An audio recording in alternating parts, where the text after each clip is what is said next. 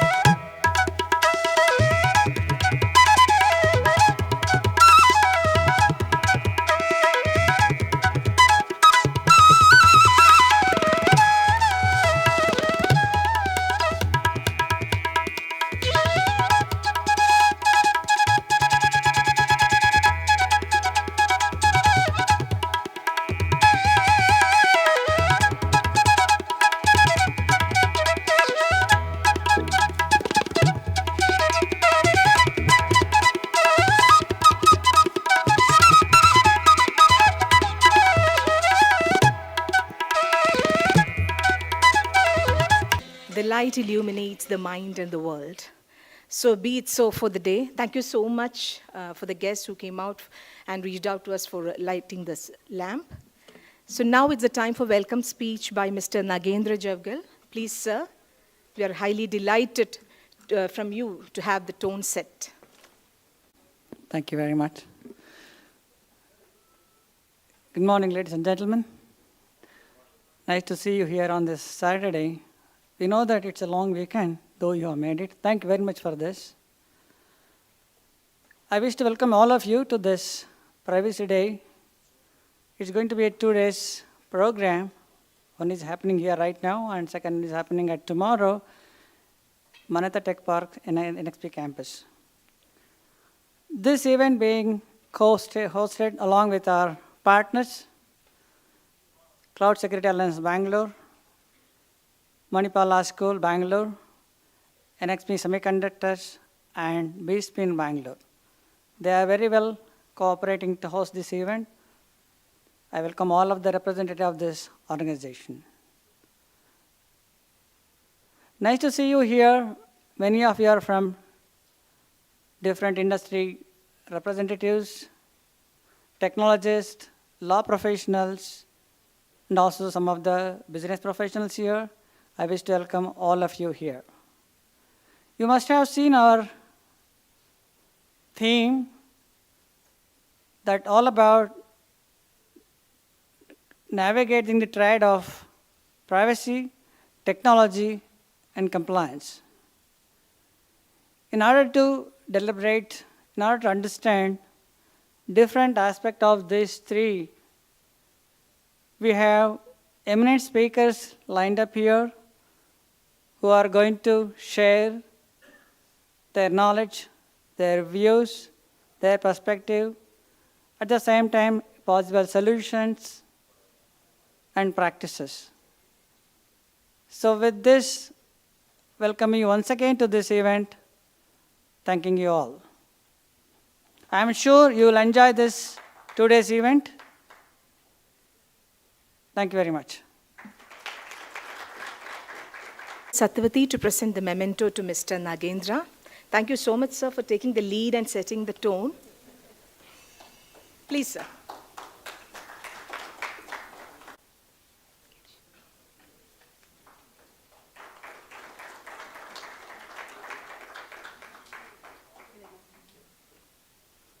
Let me request Ms. Soumya Vedharth to come up onto the stage for the inaugural talk.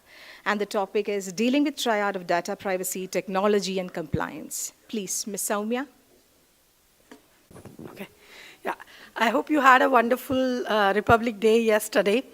We are living in like stirring times. One of the stirring ripples, of course, is our new Data Protection Act that we have in India, which I think will carry us quite forward. I do have some slides. I'm not sure if you're going to. Thank you. Thank you. So, yeah, I'm here to like kind of whet your appetite and then keep you interested in what we're going to discuss for the rest of the day.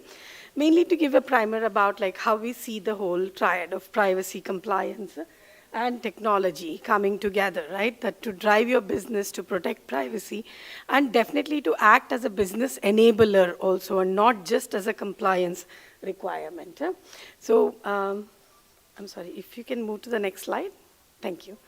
Yeah, so when we talk about privacy, we see like there are a lot of business drivers and enterprise drivers that take place, right?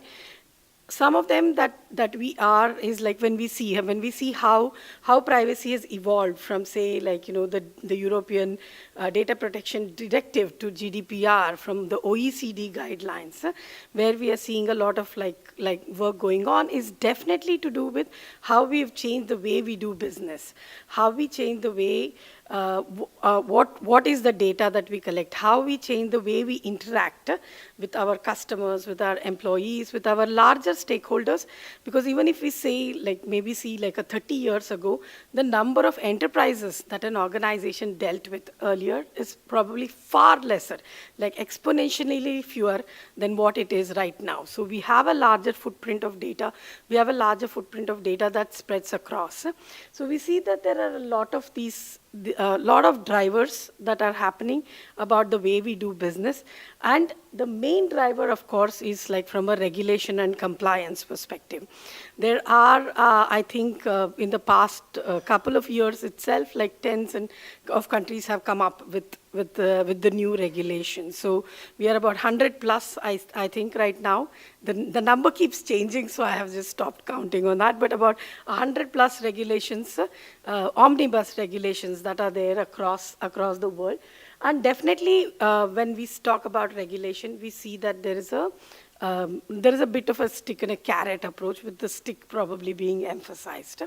So all in all, when we look at privacy, there are multiple aspects. One is like how we do business, and then how we make sure that like we have a brand reputation, we have our assets also that are being protected, so that we retain our advantage that we have in the market, and how we have compliance driving the underlying efforts towards privacy.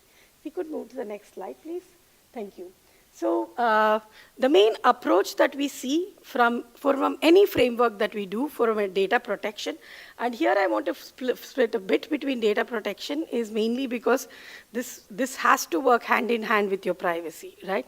We cannot have a data protection program for the rest of the data, such as your financial information or like your IP information, and have a separate one for privacy, wherein you will have a lot of overhead that will come up when you deal with data. So when we look at it from a data protection angle, and definitely from a privacy angle also, we see that for any framework to succeed, it needs to have at least these four aspects to it, where we have the strategy, and the strategy is going to be driven by your business needs, by your vision where you're going, and definitely by compliance also, especially because there is a large impact to your bottom line from your compliance requirements, which in turn leads the governance, wherein when we talk about governance, we see that compliance is where it comes into its own over here, where it plays a large role in making sure that there is oversight of what the strategy and the requirements are, and an oversight of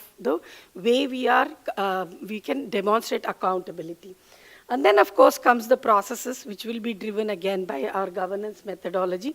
And the underlying bit of it is technology, which plays a key role when we talk about data, because we see that there is a move of data from the physical aspect to the electronic or the digitized aspect. So technology starts to play a very important and a crucial role over here.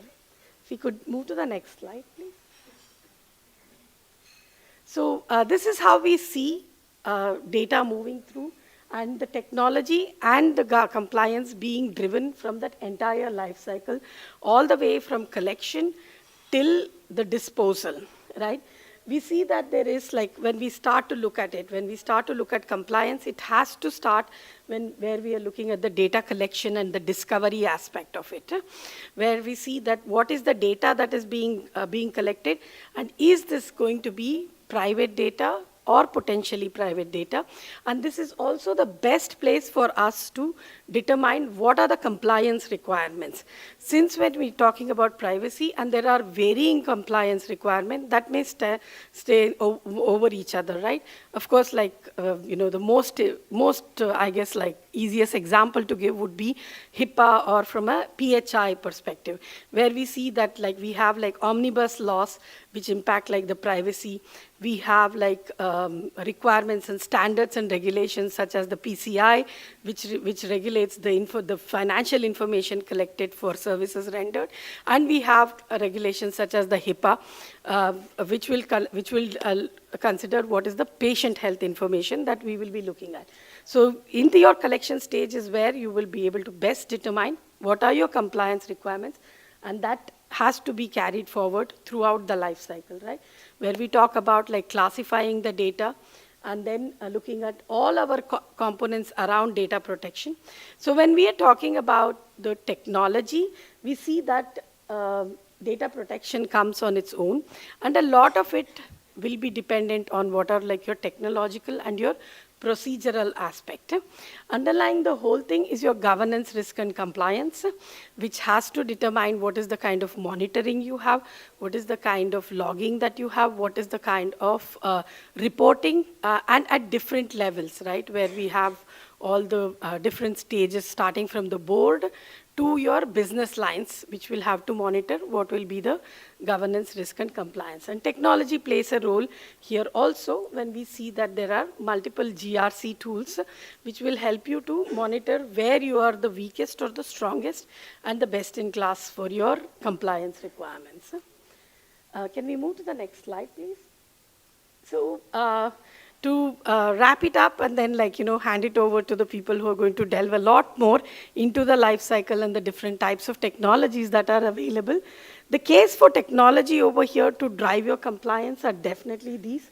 The very first is to manage your data protection and security, where while we can do that without specialized technologies, technology will help you to secure it better, and also to manage your security a lot better, both of which are very critical when we talk about how we will demonstrate accountability.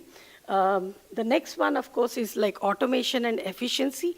When we take, like, say, an example of a security tool such as an IDAM or like a privileged access management, right? When we look at the scale of people who are accessing data, and automation of it, tooling of that IDAM solution will definitely lead to a greater efficiency and a greater effectiveness also about your controls. Demonstrating accountability, like I said, is something that we see as a bedrock from a compliance, right? Like, it is not just important that you are compliant, it is also important that you are able to demonstrate that you are compliant, both of which becomes very keen when we talk about the role that regulators play. And tools will help you to demonstrate the accountability, whether we are leveraging tools such as our GRC, or whether we are using more advanced like SIEM tools or monitoring tools that are in place. And definitely to control, manage, and monitor across enterprises.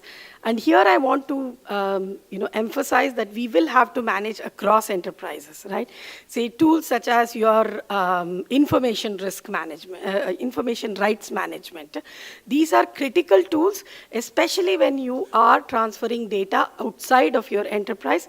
And transferring data outside of your enterprise, we know, is like almost like a mandate at this point in the way we do business, right? So when we want to manage it across enterprises, we need technology, we need some sort of an IRM solution or some sort of like a monitoring and logging solution that technology would enhance.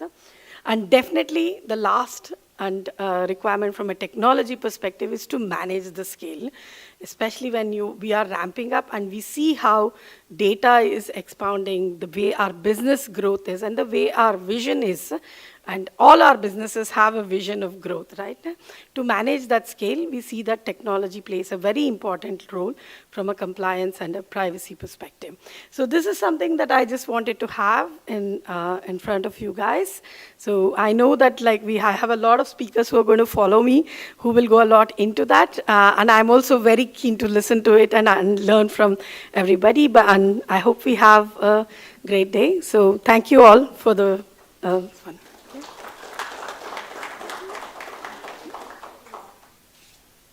To have in this specific triad of compliance mechanisms. Now the platform is open for question and answer session. Please, anybody who have your queries with you, any concerns or any thought process to be shared with, please do come.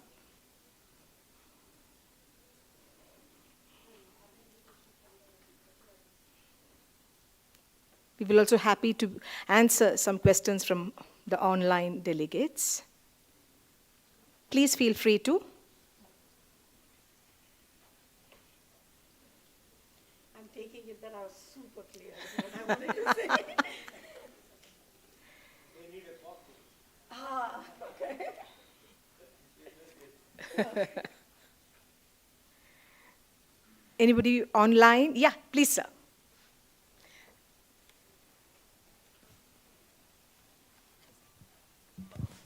Thank you, Soumya, for the wonderful talk. Rohit here. I'm totally new to this data privacy world. But as you mentioned, there are more than 100 data privacy rules across the globe. So my question is, how, let's say, currently data is being transferred from India to, let's say, Singapore. So which rules apply throughout cross-border transfer and who regulates that? Thank you. Yeah, thanks, Rohit. And I believe we will address this, but let me take a stab at it. So definitely, sorry. Please. Yeah. So definitely, what we usually do when we look at data transferring across, right? And it need not really be transferred across. It may just be collated from different sites and then started to process also. So we have to look at from a collection perspective, what is the data that is coming in? Where is it coming from, and how you're going to be processing it, right? Given all these three is where we will start to narrow down our compliance requirements.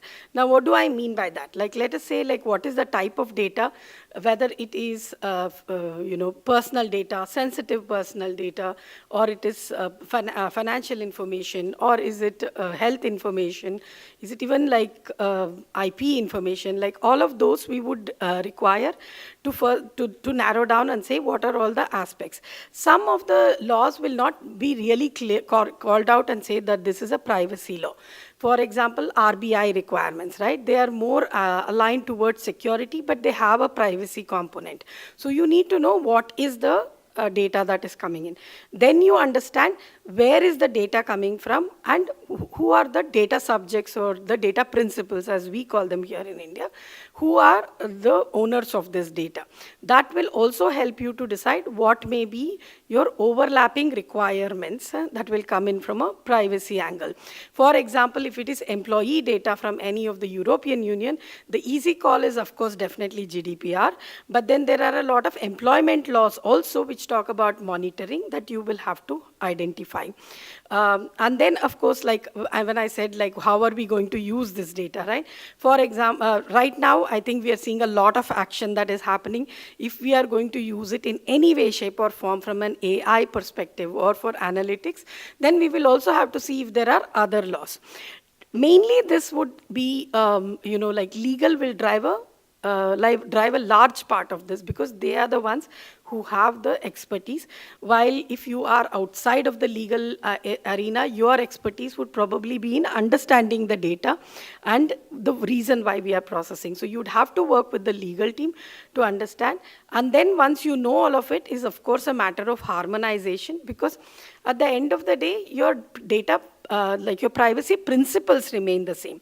The requirements that stem from all these principles are probably going to differ once you have narrowed down the regulations and the standards, and also your own organizational policies and procedures that are required, right? Then you would harmonize it and see how you would work on it. That's a very easy way to say it and a very hard thing to do. So we are also grappling with it, Rohit, and we will also grapple along with you. I hope that answers your question. Yeah. Yeah. Any other questions? Yeah.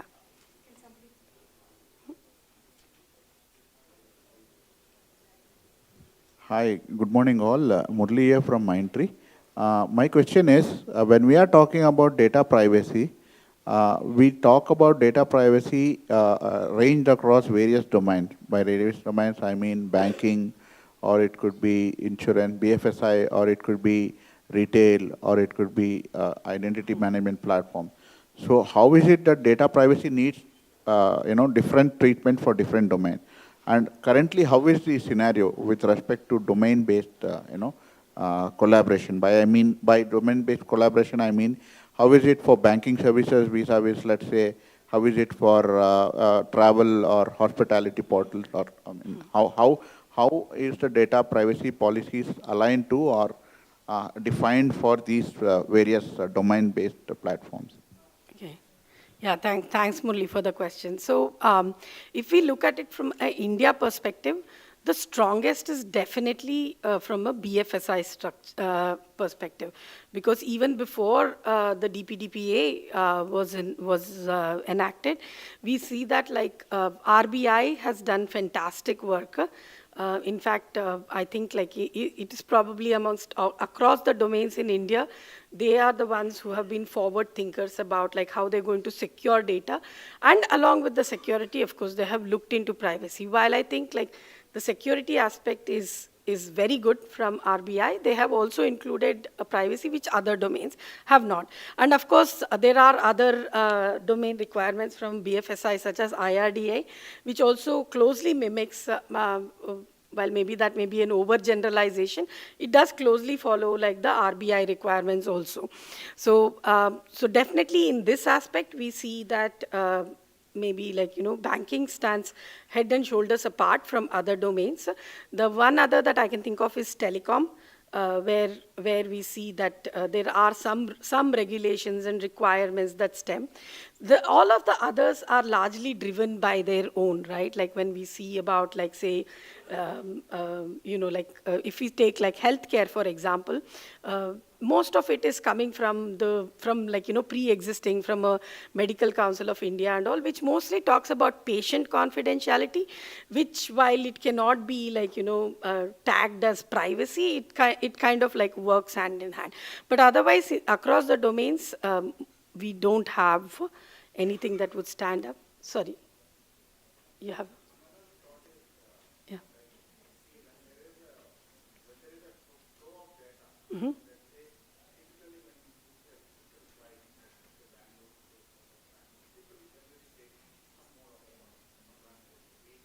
Yeah.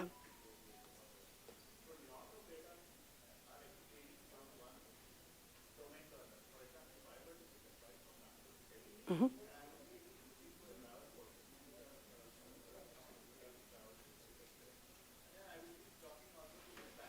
Yeah.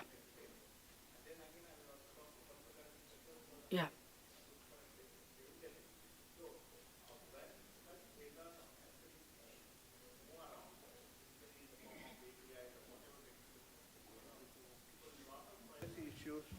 are in place. So they actually are, taking a transformation. So I think it's pretty important for a person who drives the policy for any organization. So kind of cross-domain and across the domain kind of outlook before these policies are defined. So in that, from that perspective, I would also like to know what is the, what is the action plan or what is the path ahead for the data privacy frameworks that are being defined. Okay.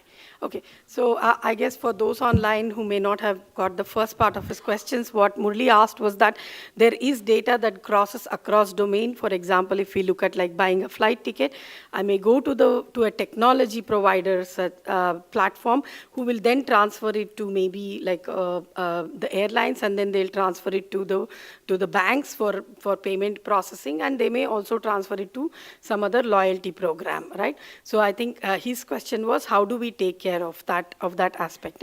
So definitely, if we like look at it from a DPDPA perspective, it is going to be largely driven by the fiduciary in this aspect, right? Because when we look at DPDPA, there is not a lot of onus of responsibility that is going to the processor. Most of the responsibility lies on the data fiduciary. So what are you doing as a fiduciary? What is the data you are collecting? And what are the purposes for which you are collecting will definitely define how you will be handling it, right? And it starts from, like, say, from the notice perspective. Even if it is not based on consent, you would still have to figure out where are you transferring the data.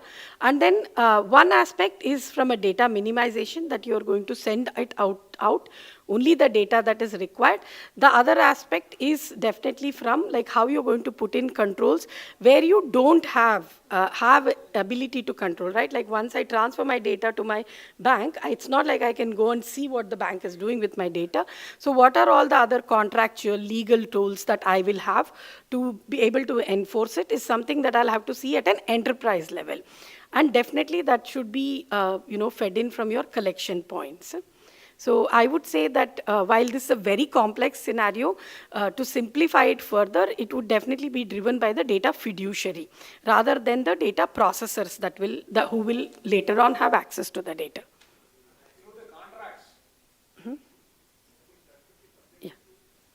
I think that process should be subjected to not only the IT security audit, but also the financial audit, because definitely. Yeah. And not just IT security, financial, it will also have to be operational. Yeah. Because when we talk about privacy, we talk about almost all parts of your business, right? Correct. To touch into it. So it is not really a domain of IT security. What we just wanted to emphasize over here is that technology will play a role in helping your business. Yeah, and how technology evolves over a period of time, especially Correct. when we have the Gen AI and the others thrown in. Correct. Thank you. Yeah. Thank you. Thank you, Murli.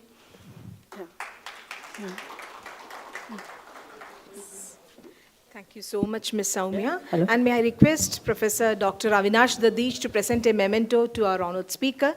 Please, sir.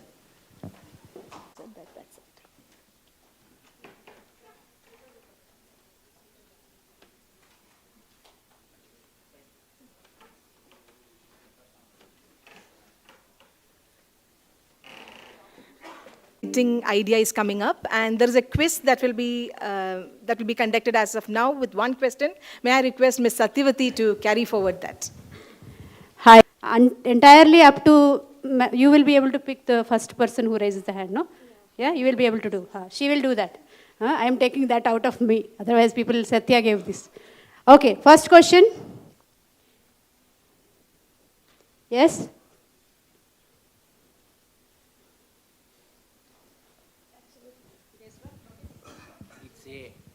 It's a encryption and data storage. It's not a. Is that the right answer? And it's D. Firewall configuration network B. security. D, consent and transparency. It's B. It's B. It's D. Okay. B. Who all said B? Both. Okay. Who all said B? Can you stand? No, only those two. Right? He and please stand up, sir. You said B. Okay. Not okay. Thank you. So we'll keep going on with the quiz for each of the session. So just listen, absorb, ask questions, make it as interactive as possible. We are here not only during the session after, but make sure that you are asking questions. There are gifts which you can carry home. Over to you, ma'am. Yes, within One all question of is us. enough. Please go on. Yeah, yes.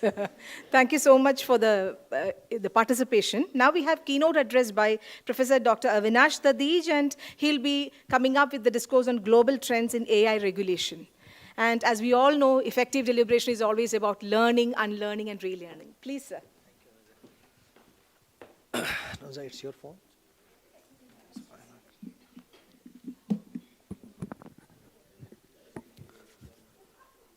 Om. So, good morning. It's good to see a lot of kids here. They are keen to win a prize. At the end of the day, we are all kids, you know. In the deep of our heart, we want to win. And what we are winning today as an academic institution, we are learning how to collaborate with industry. I think this is the first initiative by any Indian law school where the other 4 partners are coming from industry. We are talking about the issues which are directly relating to industry. So thank you very much, CSA Bangalore chapter, BSPIN, NXP, and FDPPI.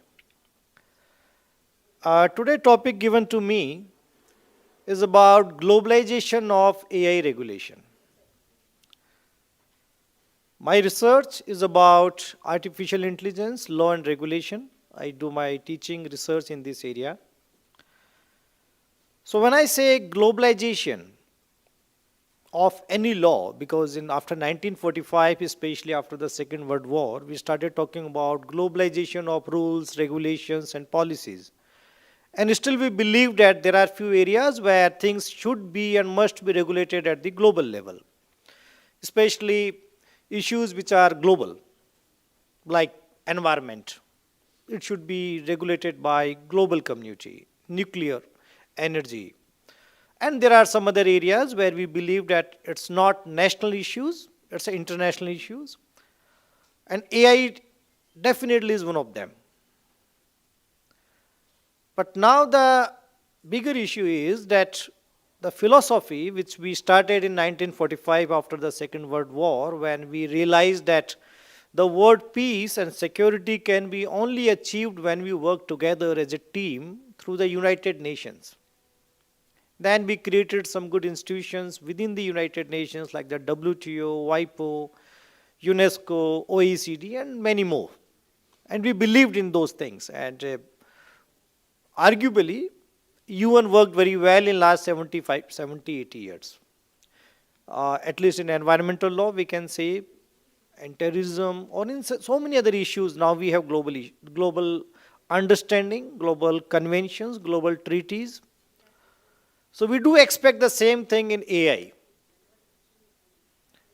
So last few years, OECD and UNESCO, because it's only 15 minutes, so I won't go in a very detail, but UNESCO and OECD tried to take some initiatives at the United Nations level, and they came up with some guidelines and recommendations on ethics of AI.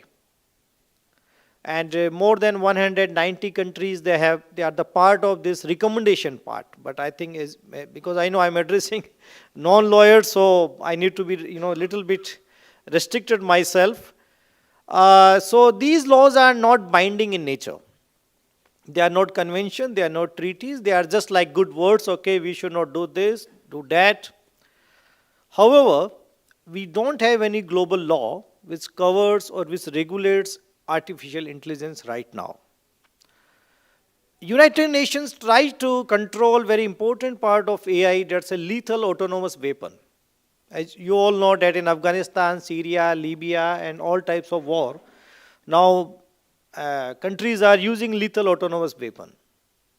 And there was a serious debate at the United Nations that we cannot give power to machines to decide that who will survive and who will not be survived. Okay, we cannot give that power.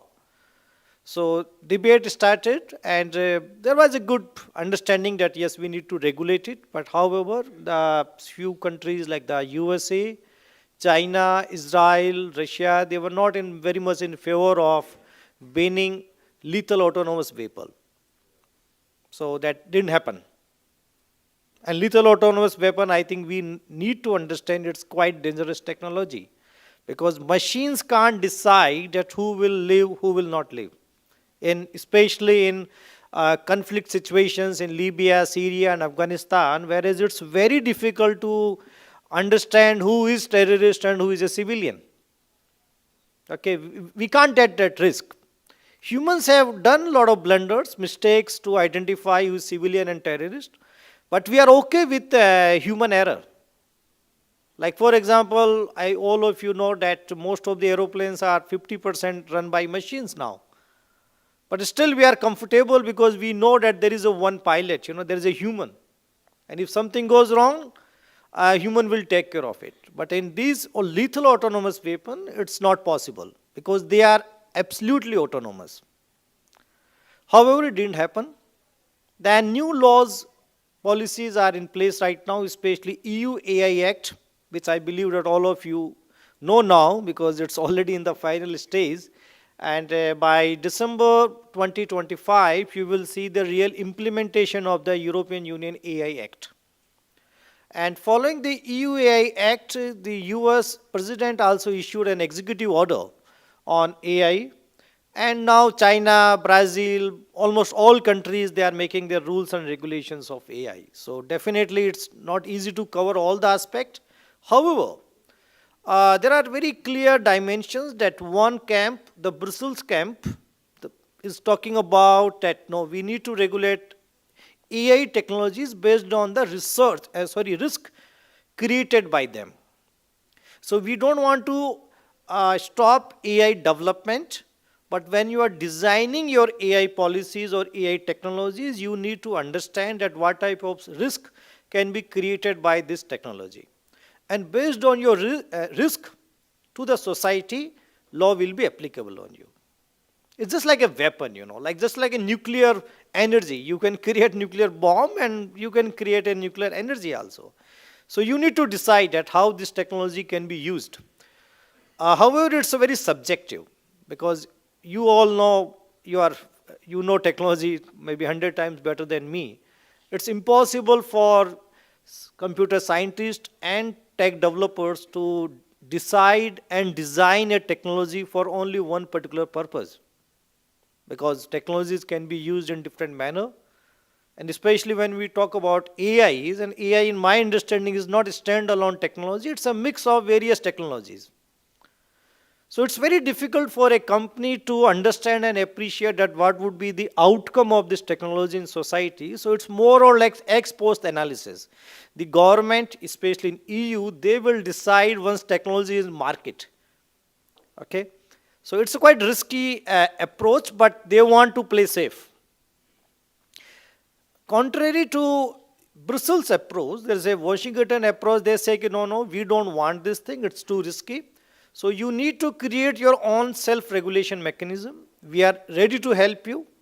So if you want to try your technology, you please try. You can consult with us. I think companies are the best people to decide whether this technology should be introduced in market or not. Okay, so you can clearly see there are two different approaches. The third approach you can say maybe the Delhi approach, which says, okay, we don't care. I think it's not important for us right now. What are the threats of the AI for the society? I think I'm so sorry. I'm a professor, at least so I can say. Delhi approach and other developing countries are also following that approach, like the Africa. They are not very keen to regulate AI right now. Last October, I was in Zurich, in Switzerland, talking about AI policy in a policy summit. And I told guys, maybe you want to regulate because you want to do it. We don't want to do it because we don't need it. Because currently, country like in India, the government is under pressure for economic growth, innovation. So it's too early for us to talk about AI regulation. But unfortunately, the impact of extraterritorial jurisdiction. So even if we don't have law in India, once the EU AI Act will come place, then if anything goes bad with our technology which is implemented in EU, the Indian company can be liable for it. I think this extraterritorial jurisdiction, you know this thing very well. It's going more than, I think, 60, 70 years. That if something goes wrong in EU, then even if you are not having a presence in EU market, you can be liable. Same thing in US also. So, nutshell, I can say that we need to be careful. And especially the data privacy and AI, I think more or less, they are highly interconnected because data privacy has become important just because of AI. Privacy in law, like the concept of privacy, is not a very new concept. We are discussing the privacy issues, that how to protect privacy of citizens or individuals within the law. It's almost like 300, 400 years discussion within the legal systems. And law protects the privacy. However, this issue has become so important just because of AI, because AI can collect more data, AI can process data very quick, and the deadly cocktail of quantum computing and AI definitely is going to create a lot of challenges for the data privacy. So I can say that yes, we are trying to regulate AI, but in my understanding, it's very difficult to regulate AI because AI is not controlled by the government. Global rules and regulations are designed for the governments, not for the corporates. So for example, Council of Europe is a different organization than European Union. So Council of Europe is having more than 50 countries as a member. So US is also part of the Council of Europe. It's a huge organization. And they are trying to make an international convention and treaty on the artificial intelligence regulation. But the DC is trying their best, and I think somehow they have succeeded also, that this international convention on regulation of AI will not applicable on private companies. So this is very interesting, that this convention will be applicable only on the government, not on the private companies. So a lot of people are opposing this idea that how can you do it? But this is the classical public international law, where the public international law applies only to the states, not to the private companies. So I think this is the time that as a policy makers, we need to have a serious debate, the roles and responsibilities and accountability of the private players, and rules and regulations. I support DC approach to some extent, that if you intervene too much, then definitely you are restricting innovation.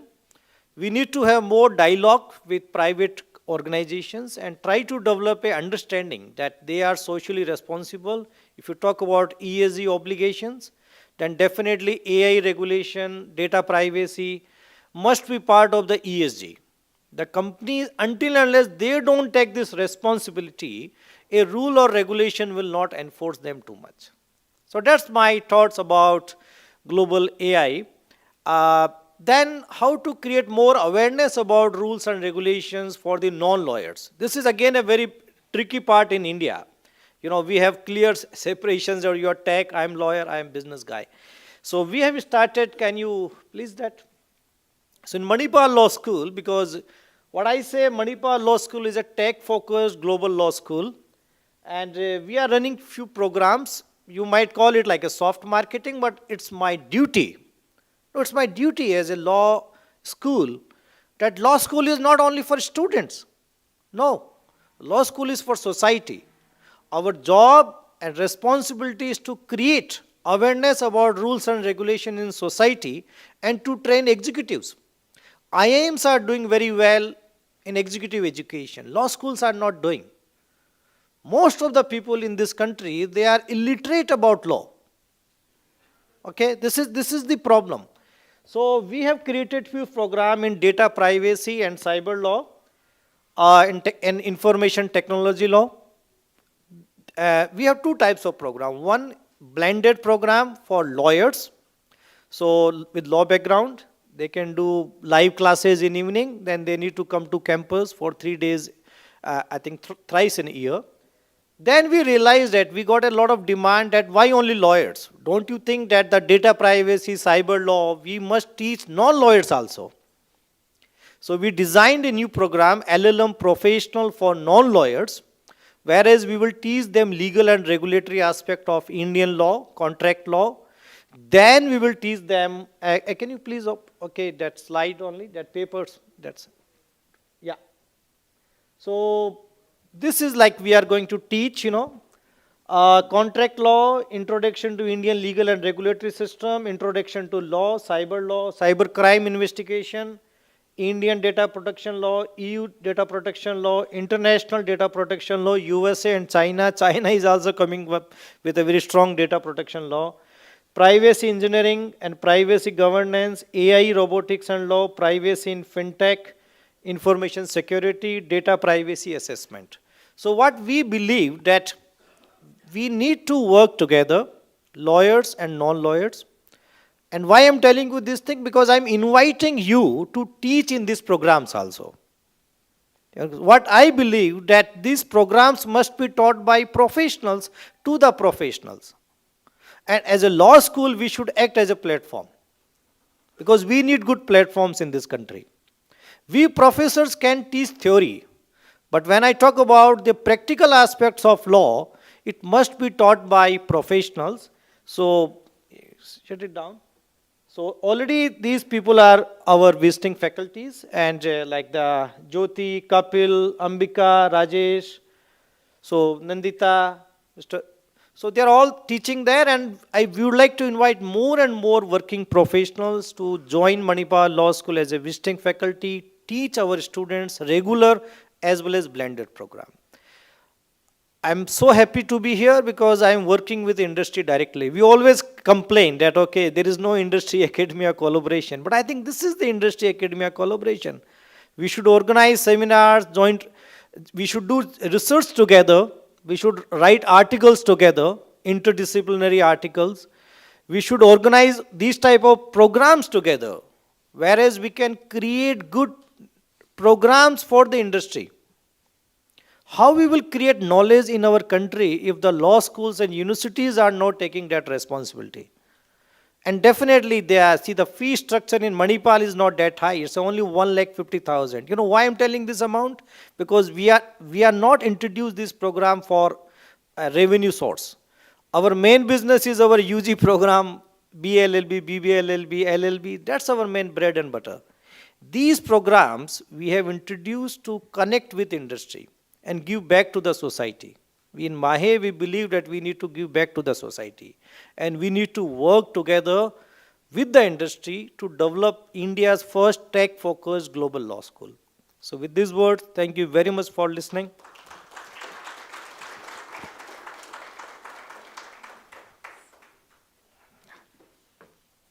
Thank you, sir. And now the platform is open for Q&A session.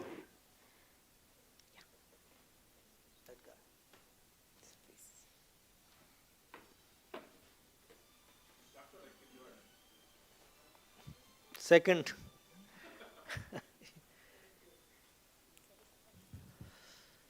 Good morning.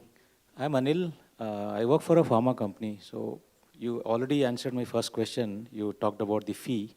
I just wanted to know the duration of this course. 1 year. 1 year? 1 year blended mode, live classes in evening, recorded sessions are available.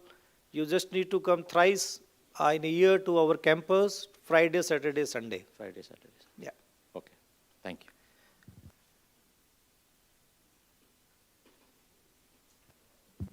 But, sir, I can see that the minimum eligibility is being LLB. No, not for LLM professional. Okay. LLM professional is only for non-lawyers. We are not allowing lawyers in LLM professional. Oh, great. Yeah, Thanks. because see, it has to be interdisciplinary. See, my only concern that why we are not training non-lawyers in law school. This is a problem. Why we are closing our door that our law school is only for lawyers? Or the people who wants to become a lawyer or people who are already a lawyer? No, I think that's a very wrong approach. We need to open our door and we need to invite everyone and we need to work together. You people can train us, you can guide us that Avinash what to teach. Trust me, all these papers are not designed by me. They are designed by industry people. I went to them, I say, okay, tell me yaar, kya padhai? Because I don't know what is the requirement in industry. So all these visiting faculties from consulting background, law firm background, in-house background, They told me, Avinash, you should teach these papers. I said, okay, then you come and teach. That's like a trap, First you ask them what to teach and then say, this teach, okay, now you teach this. So this is my job, develop a quality program. Thank you. We were talking about international globalization of AI. We have too many international things that have happened, and now from last 2 decades we are seeing a decline. There is no respect for international law. Let it be environment, we have failed already, and as far as bringing peace, we have lost. Weapons of mass destruction and dual technology, there also we have totally failed.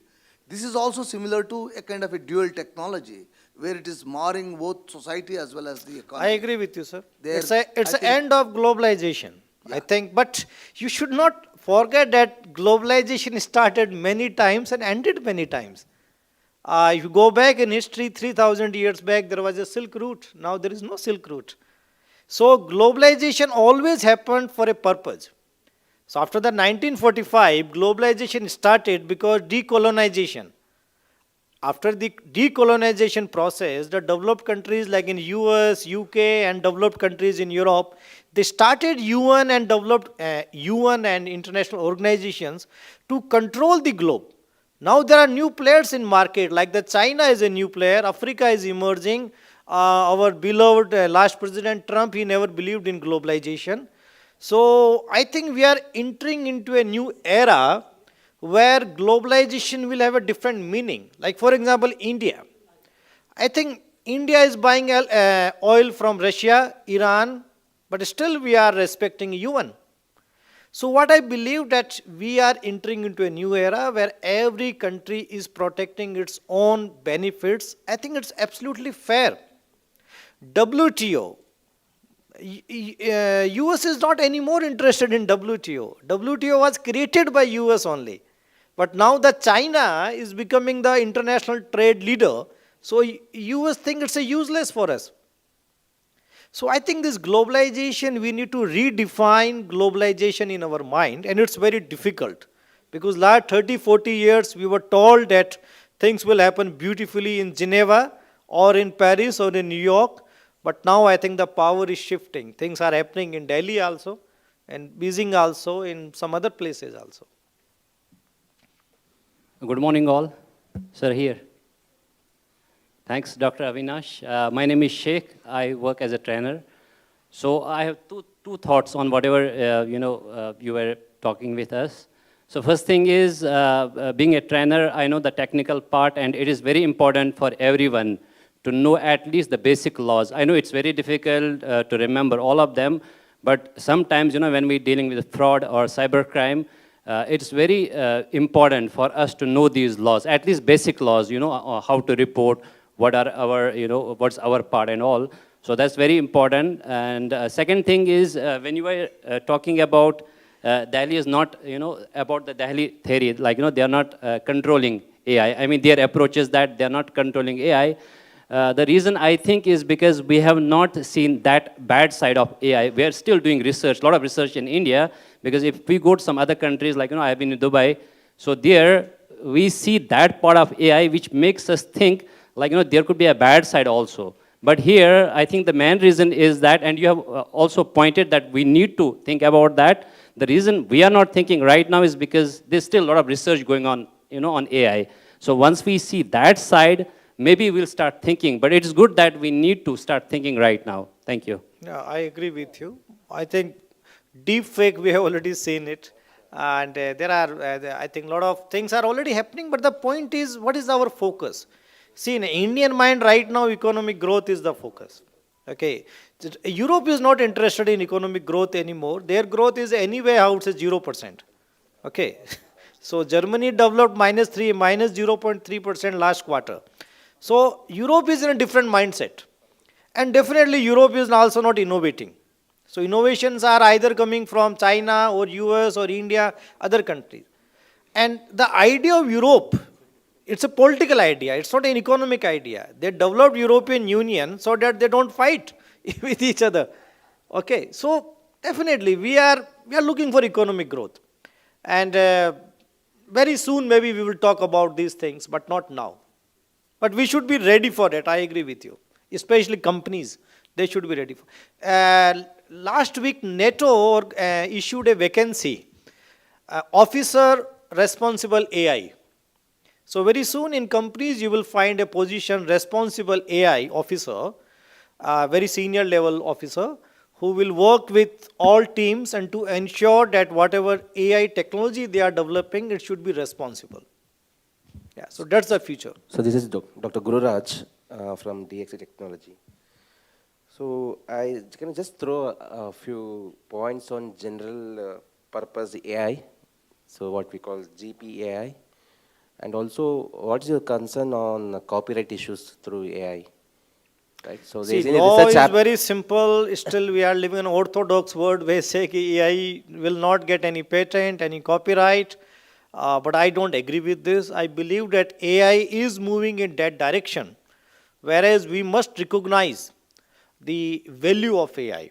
Okay, and AI is not a separate person. You know, the point is AI is controlled by a human being or by a company. So I think we need to give some value to AI. And one thing, who cares about copyright? Generative AI, nobody cares about copyright. The New York Times are, making cases before the New York court for the billions dollar of compensation. Oh, you are using our technology. But it's a contrast, You want good information on Google, you want free. And you want to protect your data also. You want to connect people on LinkedIn, but you want to protect your photo also. Okay, you want to generate generative AI, but you don't want that the large data must be used by them. So we are living in an orthodox, in conflicting world. I think, see, it's just like a game. Okay, we will keep playing. It's fine.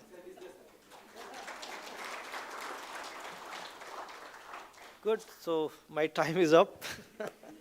Thank you so much, Dr. Avinash. And that was a bird's eye view on the international and the national developments happening across the globe. Thank you so much, sir. May I invite Mr. Ramesh Venkataraman to honor our guest.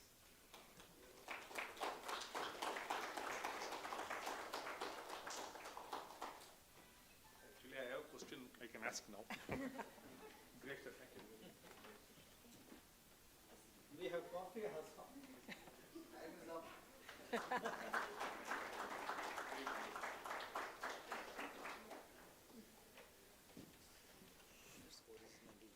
Thank you, sir.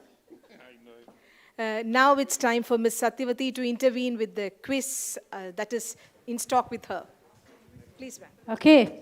How much we learned about laws and privacies and international privacy laws. I think a lot of discussions, right? Let's see who wins this. Maybe I'll go in the middle now, right? Just give me 1 minute, guys, before put this question. Yeah. On you go.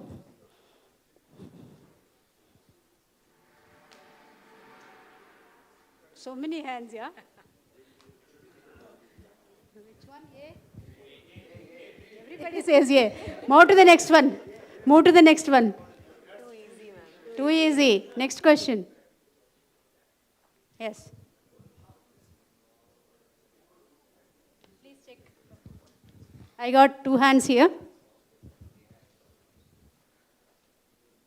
Data, yeah. Yeah. Answer yeah, correct? Everybody agree? No. C. C, everybody agree? Yes? Why, sir? Because it's AI, to do the learning, you have to do that. AI has biases. Okay. Somebody says B. Why? That's the answer? Okay. Okay, what's the right answer? B is the right answer. Why? Why B, sir?